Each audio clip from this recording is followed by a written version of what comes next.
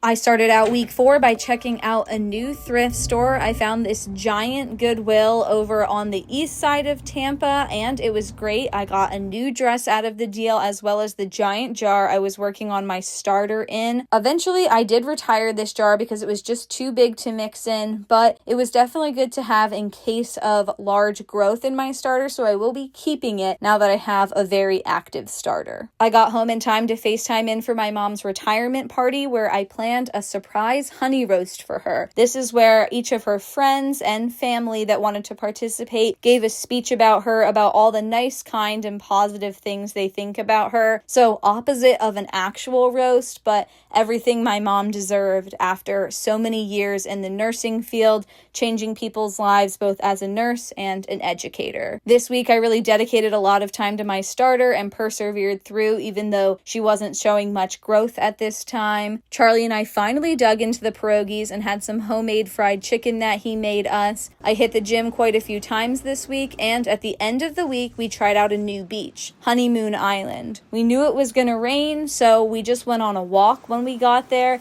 and we walked all the way to the end of the island, exploring the mangroves and the ocean side. You could tell it was going to storm because the waves were much rougher than we are used to on the Gulf Coast, but we are so glad we got to explore so much of the island before it started to downpour. I definitely wish we did not go the whole way out because we definitely got stuck in the storm. I was soaked through, so we got back to our car, dried off, and ate our pub subs in the car before deciding the sky was looking entirely too ominous, and we got on the road back home. Once at home, I gave some attention to my sourdough starter, who was living in the oven at this point, before we packed up and headed back to Skyway Fishing Pier. This is definitely a top fishing spot, easily accessible for us, and it's somewhere that Charlie has caught a handful of fish. We spent the entire night at the pier. It was super fun. I was reading most of the time and Charlie was fishing, and I would definitely recommend Skyway to anyone that's looking for an easy and accessible pier. We didn't take anything home from this trip. Charlie just used a few bait fish. We did catch a gorgeous Gulf Coast sunset before we headed home. This was a great end to week 4 living in Tampa.